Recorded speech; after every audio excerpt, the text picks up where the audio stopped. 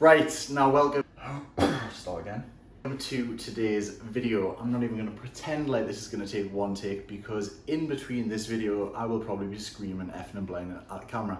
But anyway, that'll be all cut out for the children of the United Kingdom. First of all, I would like to say a special thank you to Boohoo Man for supplying that every day is arm day, but forgetting that I have no biceps. Now, today's video is going to be about how to know how much of a calorie deficit you need. Okay, so every single individual is slightly different, or it is up to the personal trainer, the coach, or at least a good coach to judge the client and say this is the amount of calories you should be in a deficit for fat loss. Fat loss is what we're going to talk about today, and then you can just flip everything for your surplus. Okay, so as you can see this graph, it looks a bit crazy right now, but I'm going to explain it. You have from here a minus 100 to minus 1000, and this is representing how much of a calorie deficit you are in. So if you've worked out your maintenance levels and your perfect maintenance level is 2000 calories, this is the rate of minus 100 here, so that would be 1900, 500 here, and 1000 there. Okay, so that is the amount of calorie deficit you are going to be in. Okay. Down the bottom here, I want you to forget the green for now. I just want you to focus on the red, okay? You have the rate of weight loss for yourself. So obviously, as we go along here, it's gonna be more weight loss, and as we go over here, there's gonna be less weight loss.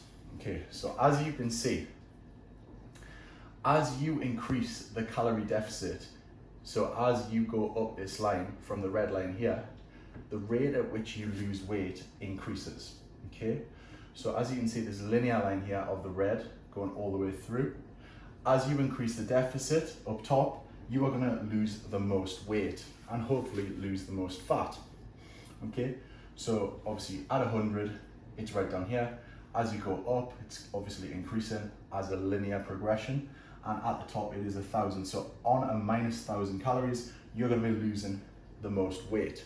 Okay, but it is not quite as simple as that. Now we'll look at the green line here, and this is the rate of which you lose muscle mass, okay? So girls, if you've been doing loads and loads of squats, loads and loads of hip thrusts, and your bum is looking really, really good, it's looking nice and full, and you decide you want to lose weight before your 8-week holiday, you don't want to lose the muscle in your bum.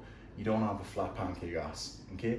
Same for the boys, okay? Same for the blokes. If you've been training chest, you've been banging out loads of push-ups, you've been training a resistance training program, you don't want to lose all the gains you've made by cutting down in an extreme deficit before you go on holiday. Okay? So in a quick little summary at this point, as you've increased the calorie deficit, you're going to lose weight at a faster rate, but you are also going to lose muscle mass at a faster rate. And this is where we come in here. The line that I have said, the Margot Robbie, the Duchess, the sweet spot. Margot Robbie cheats on you, you're just going to give her a high five, you're going to stay with her. You're not really too bothered. She does anything bad, you're probably going to, give her a foot massage. So at this point here, 500 calorie deficit, as you can see, the weight loss rate here is still increasing at a rapid rate. It's really, really good. You're having a great time, you're seeing a lot of progress. But as you can see here, from the muscle loss rate, it is not increased quite so much.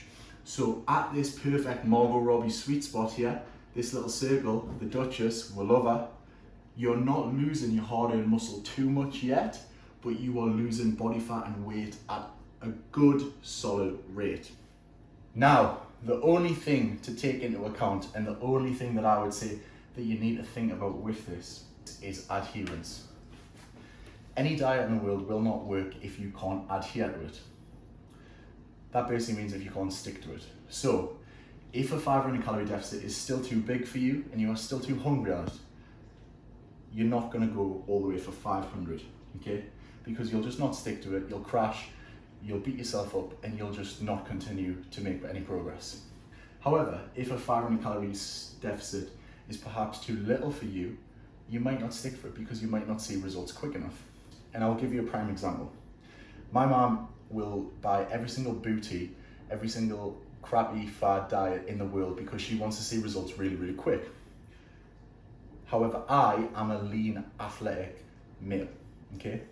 So if I was looking at us as a pair, if she came to me, what I might do is I might actually put her at a higher calorie deficit in the first couple of weeks.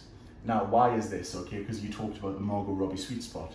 The reason for this is in the first 4 weeks, I want her to feel really good about herself, to see some results, because then she'll stick at it for months and months and months. So I might put her at 700 because she doesn't hold a lot of muscle mass, but she still wants to see results because it'll help her stick with it for ages. So I might disregard the Margot Robbie sweet spot for a little bit. I might put her at an increased deficit because if she sees results very, very quickly in the first 2 weeks, she will adhere to her diet for longer, okay? And she doesn't really have a lot of muscle anyway, so it's not really gonna matter, okay? However, for me, someone who holds a lot of muscle mass, that cares about being strong, that cares about being big, that cares about being muscular, I would perhaps look at me, if I was looking at myself, and think, he is gonna stress so much if he doesn't look big. He wants to keep his hard-earned muscle that he's trained for 7 years. So perhaps on there, I would look at maybe only a 300 calorie deficit, because at this point here, as you can see, the rate at which muscle loss is at is so low that it will almost be impossible to see, but you are still losing weight at a rapid rate. Okay, so in summary, as you increase the calorie deficit that you are in, you will also increase the rate of which you lose weight, but you will also increase the rate of which you lose muscle. Determining the point of where you should be at is down to you and what you can actually adhere to. If you have only 4 weeks before a wedding, you might want to go hard, okay? If you have ages and ages and you want to keep all your hard-earned muscle, you might want to go lower. But everybody knows that the perfect amount for the majority of people, general population, is always our beloved Margot Robbie. Everyone loves Margot. That is all for today.